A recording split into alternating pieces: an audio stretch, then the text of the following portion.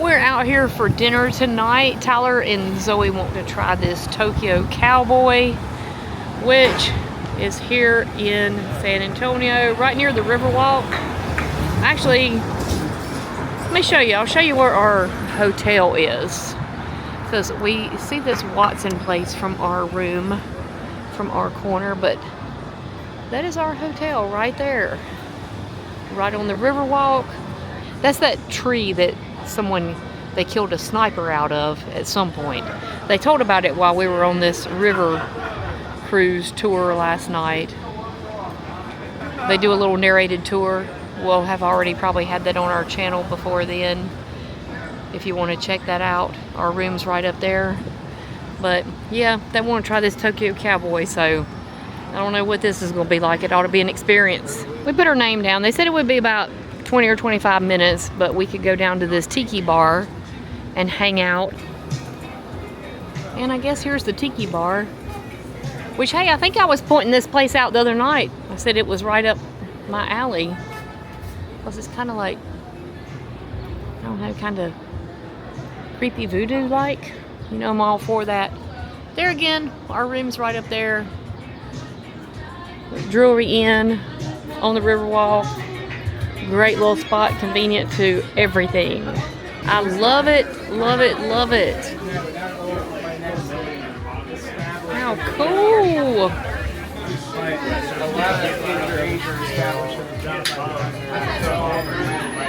Very cool.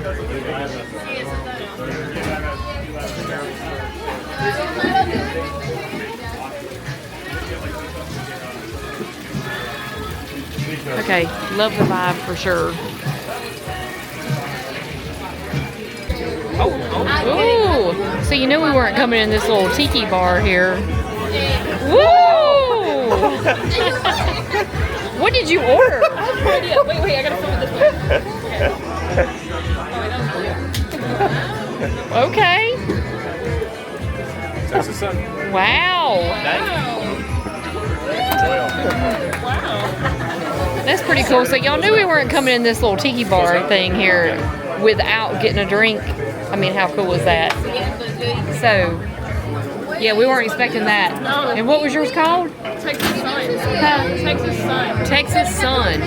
Okay. Awesome. Yep, painkiller. This place is actually called Hugman's Oasis. But this definitely, we haven't been in the Trader Sam's at Disney. You've never been in there, have you? We tried to go in the other week for Tyler's birthday. We didn't make it, but this kind of, I mean, this is bound to kind of be a little bit sort of the vibe. So it's pretty cool. Well, we've got our drinks. Zoe's drink was on fire a while ago. Yeah. It was funny, the bartender said, it's bad that I have to tell you this, but wait until the fire goes out in order to drink it. But hers is very good. It's got some apple and cinnamon. What did you say it was called? Texas Sun. Texas Sun. I had the painkiller.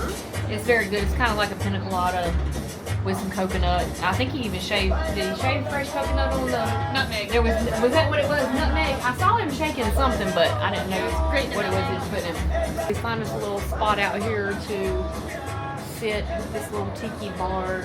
Love the vibe. This is nice, but we're waiting on our food. And then we got another little thing that we're gonna hopefully have time to do after. Our table's ready. Our table's ready. So we get down this real quick. We've gotten in here to this Tokyo Cowboy, and here is the food menu. And I mean, it looks a little fancy in here when you walk in, but honestly, I mean, the prices aren't that bad. I think that I am going to be getting the Gulf shrimp and noodles. What are y'all getting? And they're gonna get the grilled salmon and what chicken?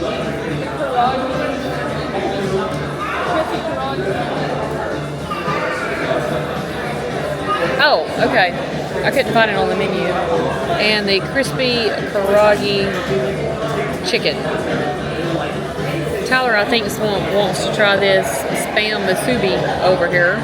And just as a note, the Tiki bar downstairs apparently is kind of like a part of this restaurant. So they let us bring our drinks up that we had just gotten when they let us know our table was ready. The Spam Musubi has shown up. And Zoe's egg roll showed up. That is a brisket egg roll. Is that the ranch? But you got queso in the egg roll? Yes. Okay. And Tyler's little... A sad little Spam Musubi. My Gulf shrimp and noodles have shown up.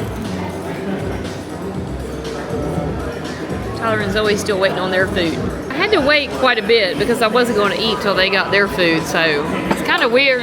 Kind of weird because my food came out a good 5 to 10 minutes ago. But there's Tyler's grilled salmon,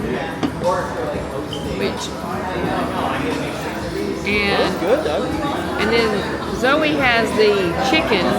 Well, we are on to our next adventure. After that adventure with dinner, I'm just only going to say this about the place, and Tyler's walking on with ahead of us, but he feels the same way. It's definitely different. Don't go in there expecting, like, to us, your normal Asian food, because No, definitely wasn't. not yeah. And as far as the service, that was kind of weird because they brought my food out a good 5 or 10 minutes before y'all ever got y'all, so we were just kind of sitting there with one plate of food waiting. But anyway, hey, you win some, you lose some, right? That's right. Maybe if you're used to that kind of food, it's probably really good because it was crowded in there, so a lot of people must like it, but just not our kind. Here is our next adventure. The first night we came to San Antonio, this carriage driver, he was outside our hotel with his horse, and he talked to Zoe, and he mentioned to us about taking us on a carriage ride. So last night we saw him again, but we actually were going to go on the river cruise last night. So tonight Tyler had texted him back and told him that we were going to be looking for him to go on a ride, so we're going to take a carriage ride. Here is our carriage for the night. So, okay, here we go. Of course, you've been on the Riverwalk. One of the first things our missionaries is that our river floods. This Riverwalk, this curved loop, that's the natural course of the river. So when floodwaters had come down, they caught up in that loop, and that's what would cause the floods. One of the first things our missionaries did was they moved their mission to the other side of the river. Of course, every mission has to have a church, so they started building a church, but they weren't real good engineers because they built the church and then the roof collapsed. Oh no. They didn't know how to fix it. So the church sat there for decades with a collapsed roof, and nobody knew how to fix it. But by the end of the 1700s, the Spanish government decided, we really don't need any more missionaries. The town's pretty much missioned up, so let's convert the unfinished church into a military outpost. So they did. You want to guess what the name of that military outpost is? The Alamo. That's where the Alamo came from. Okay. And of course, a military outpost have to have soldiers. And so the Spanish soldiers up here, but they could not find beautiful young Spanish ladies that would move up here and marry their soldiers. So if a soldier wanted a wife or a family, well, you kind of had to pick from the locals. So it was more common for Spanish soldiers to choose a wife, a common law wife, from a local Native American tribe. And you can guess how a common law pagan wife might fit in with a cathedral crowd back over in town. Oh, okay. So they decided they wanted their own village, and Spanish for little village is La Vita. And so we're going to go through this red light right here, well, the stoplight. It's going to be green when we go through it. And then the next intersection is going to be a stop sign. We're turning left, but if you turn right and walk about 4 blocks, you'll bump into La Vita. Okay. It's one of the oldest continuously occupied spots in the whole city of San Antonio. And that's where the soldiers' wives and children lived. It's on the same side of the river.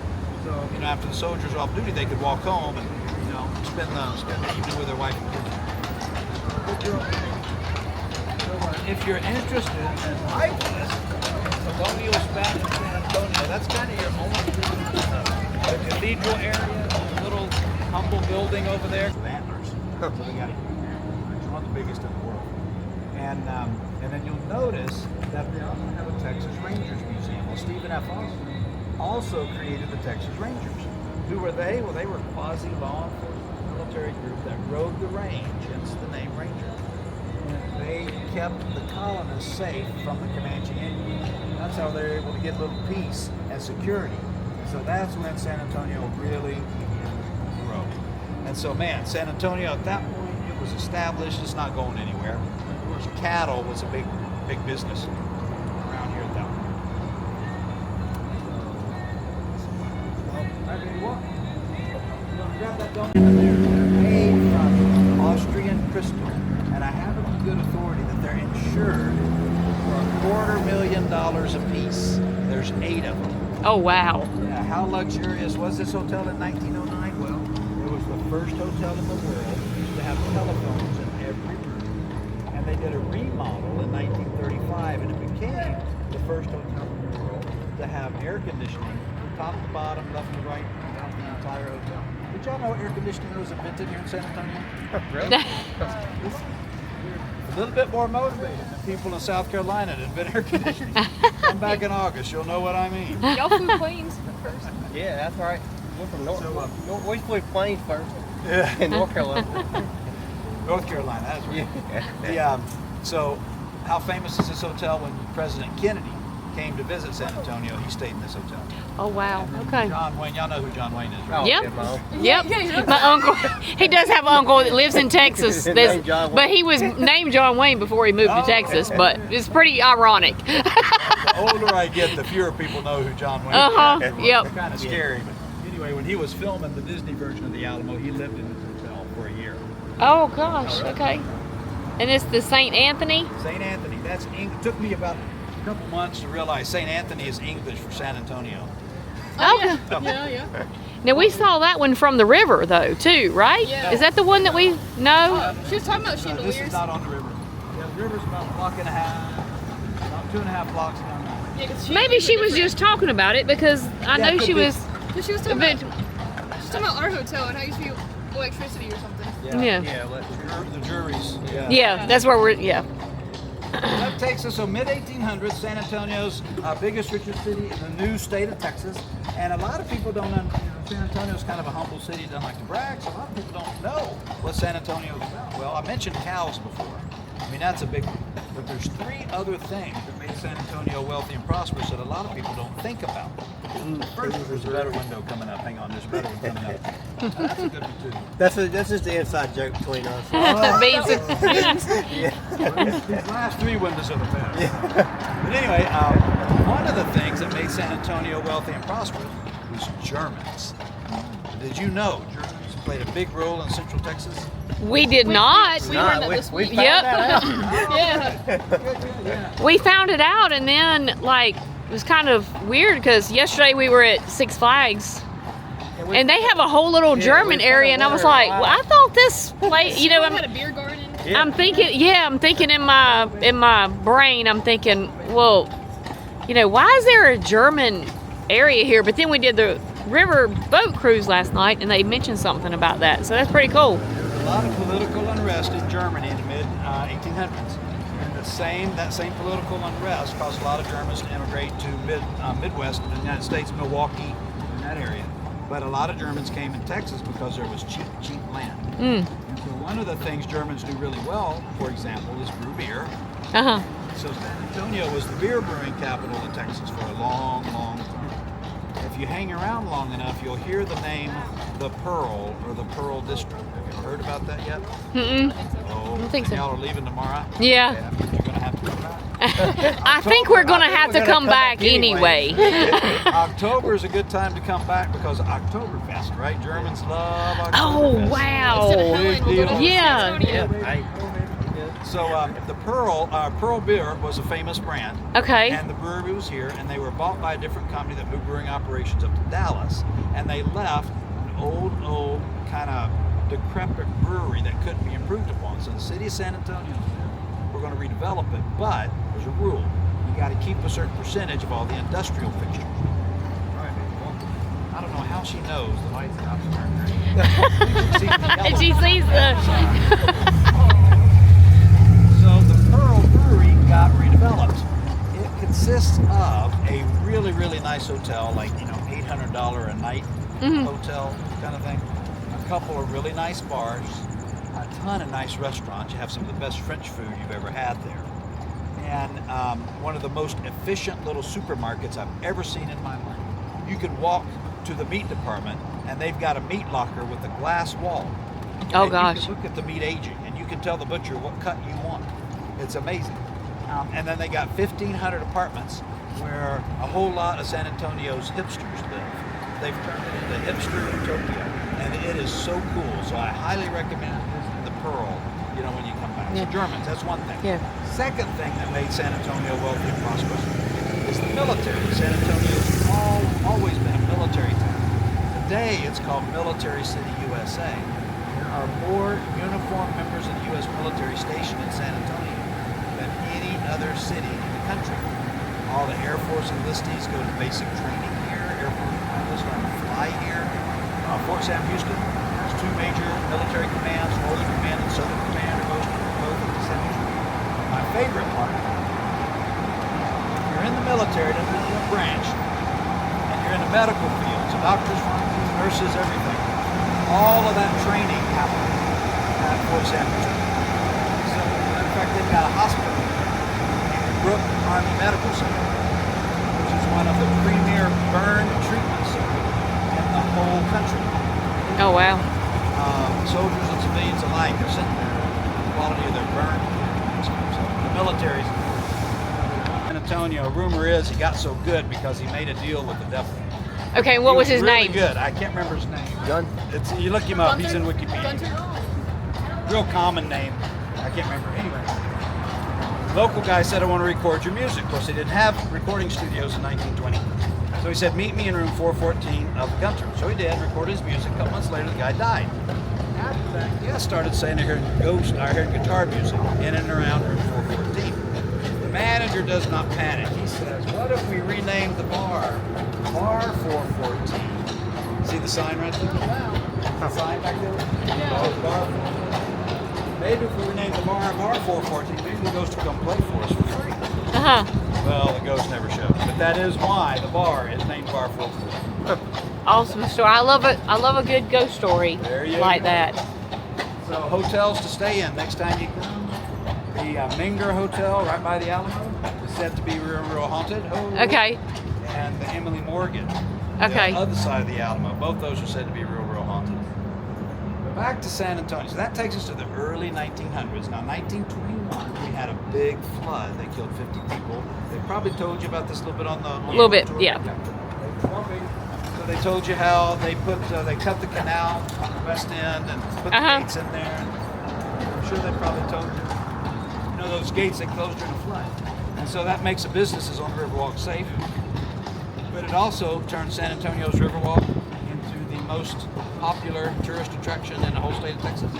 More tourists visit the San Antonio Riverwalk than any other piece of real estate in the state. Oh wow. So kind of the next important year, 1930.